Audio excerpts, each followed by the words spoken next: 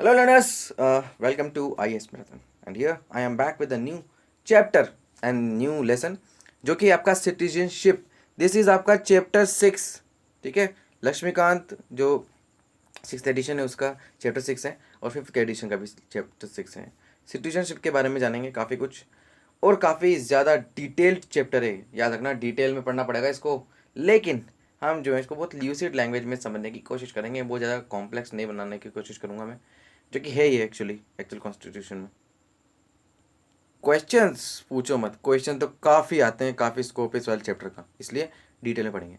तो meaning and significance देखते हैं, लेकिन उसके पहले प्लीज़ लाइक कर देना अगर आपको पसंद आए, और शेयर सब्सक्रिप्शन तो ज़रूर कर दो. प्लीज़ उन लोगों तक इसका फ़ायदा पहुँचाओ जो जो जिनको एक्चुअल में नीड है इसकी. ठीक है, जो अफोर्ड नहीं कर सकते हाईली पेड कोर्सेज और जितने भी कोचिंग इंस्टीट्यूट्स हैं वो. ठीक है, तो यस स्टार्ट करते हैं. तो मीनिंग और सिग्निफिकेंस देखना आपको इसका. तो बेसिकली सिटीजनशिप का.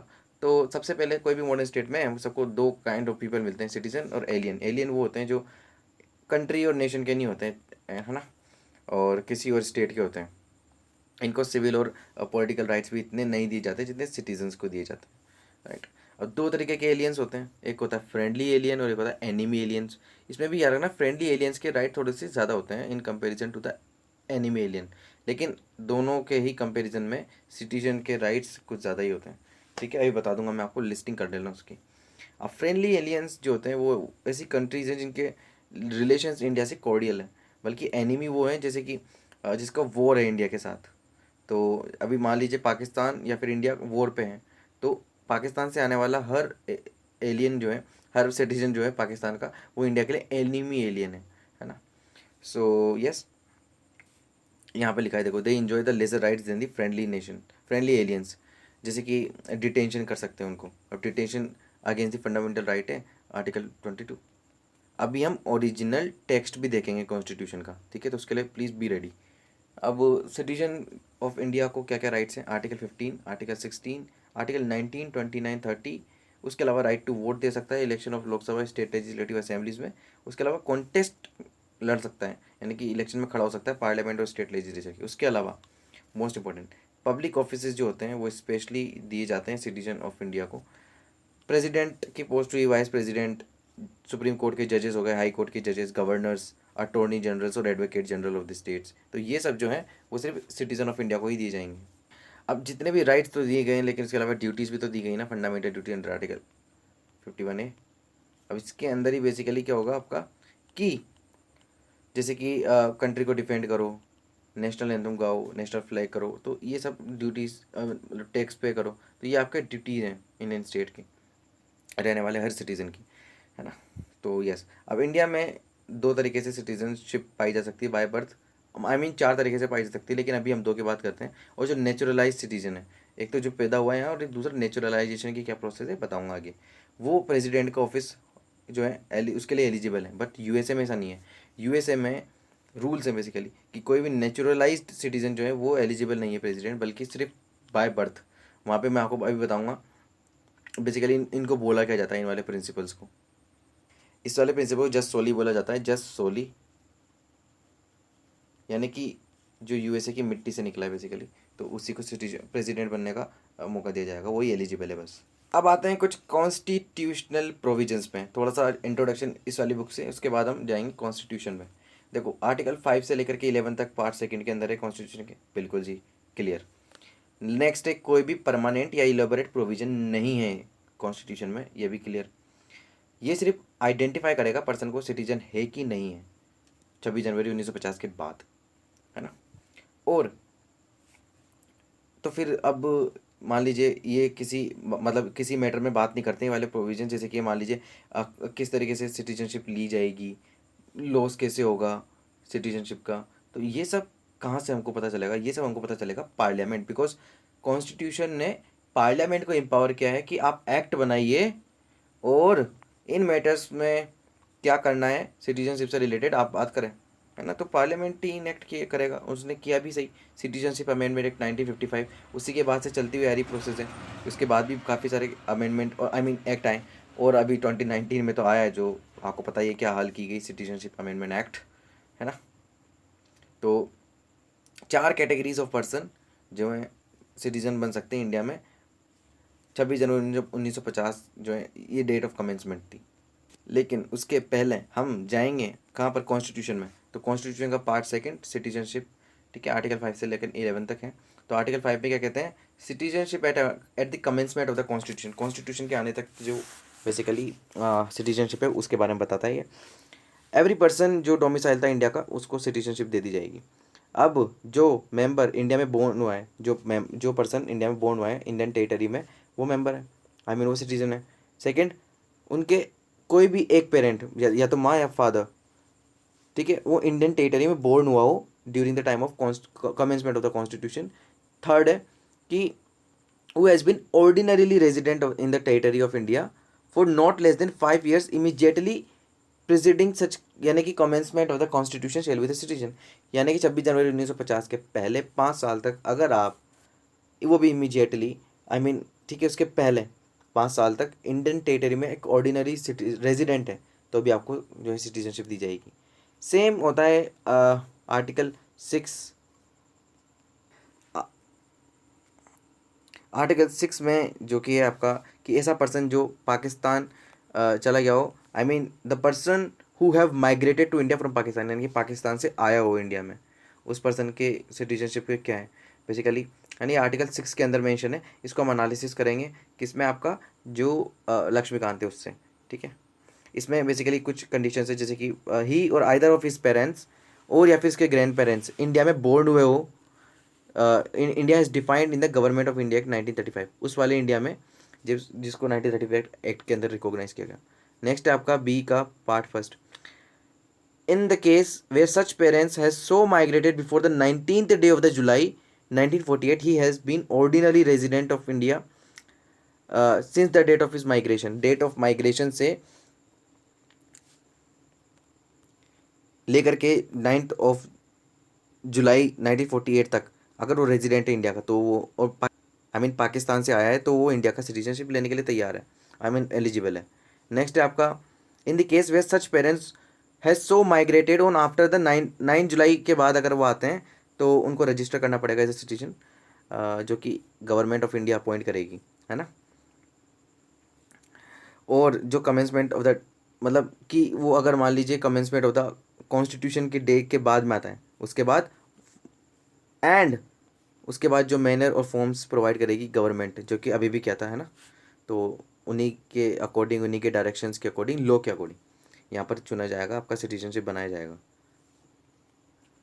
और एक इम्पोर्टेंट जो है इसके अंदर नोट है, नोट करने की बात है कि आपको अगर आप बेसिकली रजिस्टर करना चाह रहे हैं तो आपको 6 मंथ्स के लिए इमीडिएटली एप्लीकेशन देने के जस्ट 6 मंथ पहले तक रेजिडेंट होना पड़ेगा इंडिया का। नेक्स्ट आता है आपका आर्टिकल 7, आर्टिकल 7 के अंदर बताया गया किस तरीके से notwithstanding anything in the article 5th and article 6th a person who has after 1st day of the March 1940, बिल्कुल भी मत डरो, बिल्कुल भी याद करने की जरूरत नहीं है इतनी सारी डेट्स, बस अभी का जो कॉन्स्टिट्यूएंट अमेंडमेंट एक्ट आया 19 का वो देखना है अपन को। Migrated from the territory of India to the territory of Pakistan और shall not deem to be the citizen of India provided that nothing in the article, किसी भी जो आर्टिकल का पार्ट है जो अभी आर्टिकल 5 और 6 में हमने कहा वो इस पर्सन पे नहीं इम्प्लीमेंट होगा जो कि अब पाकिस्तान में आता है, ठीक है, उस वाले टेरिटरी से आया हुआ पर्सन। अब बाकी के आर्टिकल्स हम देखेंगे जब हमारा लक्ष्मीकांत में आएंगे सब, ठीक है। तो स्टार्ट करते हैं लक्ष्मीकांत से।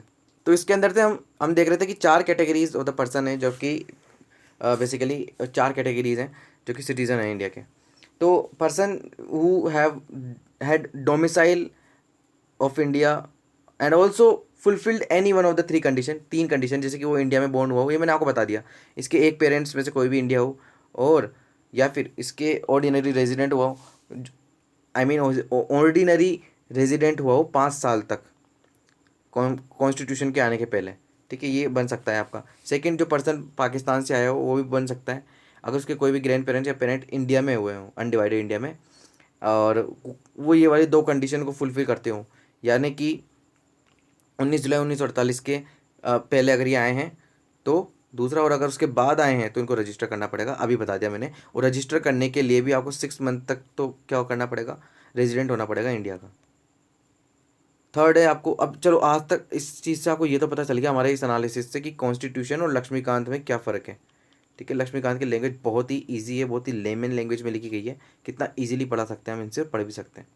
यस, नेक्स्ट आती है आपके 3, जो person migrated to the Pakistan from India after March 1 1947 but later return, वापस आ गया और रीसेटलमेंट की करने को बोल रहे हैं, वो भी इंडिया का सिटीजन बन सकता है, लेकिन उसके लिए उसको 6 मंथ के लिए इंडिया का रेजिडेंट बनना पड़ेगा, रजिस्ट्रेशन करने के 6 महीने पहले तक, है ना। उसके बाद एक पर्सन जिसका कोई भी एक पेरेंट या फिर ग्रैंड पेरेंट जो है इंडिया में बोर्न हुआ हो, अनडिवाइडेड इंडिया में, but who is ordinary residing outside India, वो जो है वो भी बन सकते हैं, लेकिन उनको रजिस्टर करना पड़ेगा। Citizen of India by an diplomatic or consular representative of India, जहाँ पर वो कंट्री में रह रहे हैं वहाँ एम्बेसी में जाना पड़ेगा, वहाँ पर जो डिप्लोमेट है और काउंसिलर है उनसे बात करके रजिस्टर करना पड़ेगा। Thus this provision covers the overseas Indians who may want to be acquire Indian citizen। ये overseas citizen क्या है, overseas Indian क्या है, NRI क्या है, इसी चैप्टर में आगे आने वाले हैं। ठीक है, इसके अलावा कुछ और भी प्रोविजंस हैं सिटीजनशिप से रिलेटेड, जैसे कि कोई भी person, no person shall be citizen of India if he voluntarily acquired citizenship of any foreign state. मान लीजिए कोई भी अदर स्टेट की या नेशन की आपने सिटीजनशिप ले ली तो इंडिया की सिटीजनशिप ऑटोमेटिकली कैंसिल कर दी जाएगी। नेक्स्ट आपका एवरी पर्सन जो कि इंडियन सिटीजन है और deem to be Indian citizen है shall continue to be such citizen subject to provision of any law made by the parliament. ठीक है, थर्ड है आपका parliament shall have the power to make any provision with respect to the और acquisition and termination of the citizenship and all matters of the relating to the citizenship. इसी का फ़ायदा उठाया 2019 के अमेंडमेंट पे कि पार्लियामेंट कुछ भी कर सकती है। एक्चुअली मैं जो सेकंड पॉइंट इसका मतलब ये है कि जितने भी सिटीजन है वो सब सब्जेक्ट है लॉ के जो कि पार्लियामेंट बनाएगा। अब नेक्स्ट आता है आपका सिटीजनशिप एक्ट 1955। गाइस बिल्कुल भी चिंता मत करना, ये जब सब हो जाएगा ना उसके बाद में आपको जो जो कॉन्स्टिट्यूशनल अमेंडमेंट एक्ट आया ना सिटीजनशिप में, सिटीजनशिप अमेंडमेंट एक्ट 2019 का डिटेल्ड लेसन लेकर के आने वाला हूँ उसके में आपको डिटेल्ड एकदम एकदम एक एक बात उसके अंदर बताऊँगा मैं आपको किस तरीके से एक्चुअली हुआ क्या है ना, और कौन कौन एलिजिबल है, क्या क्या प्रोसेस है, वो सब बताने वाला हूँ उसके अंदर, तो उसके लिए वेट करो थोड़ा सा। ठीक है, तो सिटीजनशिप एक्ट देखते हैं 1955 का है। इसके अंदर क्या था बेसिकली कि किस तरीके से आप सिटीजनशिप एक्वायर कर सकते हो, लॉस हो सकती है आपकी citizenship commencement of the constitution के बाद, कॉन्स्टिट्यूशन आने के बाद। तो ओरिजिनली तो 1955 के एक्ट में ये जो also provide for the Commonwealth citizenship, यानी कि अगर आप इंडिया के सिटीजनशिप हो तो कॉमनवेल्थ नेशन के भी हो, तो but this provision was repealed by the 2003 का जो एक्ट आया था अमेंडमेंट एक्ट, उसमें इसको हटा दिया गया। अब ये जो ओरिजिनल एक्ट है उसने बेसिकली कहा कि किस तरीके से आप सिटीजनशिप पा सकते हो इंडिया की, तो 5 तरीके बताए इन्होंने। पहला तो है आपका बाय बर्थ, आप यहाँ पे पैदा हो और आपको सिटीजनशिप ऑटोमेटिकली मिल जाएगी। दूसरा bye decent, bye registration, naturalisation and incorporation of the territory. Right, तो पहला हम देखते हैं बाय बर्थ। बाय बर्थ देखिए सबसे पहले तो गाइस बहुत इजीली वे में बताऊंगा, बहुत शांत दिमाग से सुनना, सब कुछ छोड़ दो, कुछ और कर रहे हो, बस इसको सुनो ध्यान से। जब मेरे लेक्चर पढ़ते हो सिर्फ और सिर्फ एक जगह फोकस होना चाहिए, वो है आपके स्क्रीन पर। ठीक है, देखें एक पर्सन जो इंडिया में 26 जनवरी 1950 यानी कि कॉन्स्टिट्यूशन आने के बाद और 1 जुलाई 1987 1987 के पहले लेकिन 26 जनवरी 1950 के बाद हुआ है तो वो इंडियन सिटीजन है, चाहे उनके पेरेंट्स की कोई भी नेशनैलिटी हो। ठीक है, पहला पॉइंट तो ये है, याद रखना ज़बरदस्त। सेकंड है अगर आप फिर भी उसके बाद भी हुए 1 जुलाई 1987 1 जुलाई 1987 के बाद भी हुए हैं तो आप इसको एक काम करो, खुद से लो और आपके पेरेंट्स और आपके ग्रैंड पेरेंट्स के एज से मैच करके देखो, बहुत मज़ा आएगा आपके। ठीक है, 1987 1 जुलाई के बाद हुए हैं तो आपका एक पेरेंट या तो सिटीजन ऑफ इंडिया होना चाहिए at the time of your birth. ठीक है, कोई भी एक पेरेंट इंडिया का सिटीजन होना चाहिए at the time of the birth of the children. ठीक है, थर्ड आता है आपका, मान लीजिए आप 1987 के बाद होते हैं और 2004 3 दिसंबर के बाद होते हैं और भी ज़्यादा लेट होते हैं, तो आपको सिटीजनशिप मिलेगी, लेकिन आपका या तो दोनों पेरेंट्स जो हैं वो इंडिया के सिटीजन होने चाहिए, या फिर कोई एक पेरेंट इंडिया का सिटीजन होना चाहिए, लेकिन कोई भी पेरेंट जो है आपको इलीगल माइग्रेंट नहीं होना चाहिए जब आपकी एक्चुअली बर्थ के टाइम पे, है ना। और मोस्ट इंपॉर्टेंट पॉइंट जहाँ पर मैंने इसको हाईलाइट भी किया हुआ है, यहाँ पर देखो आप ध्यान से, कि जो फॉरेन डिप्लोमेट्स होते हैं ना, ये बेसिकली पूछे जाते हैं एग्जाम्स में, उनके बच्चों को एक्चुअली क्या इंडिया की सिटीजनशिप मिलेगी बाय बर्थ। तो जी ऐसा है कि नहीं मिलती, है ना।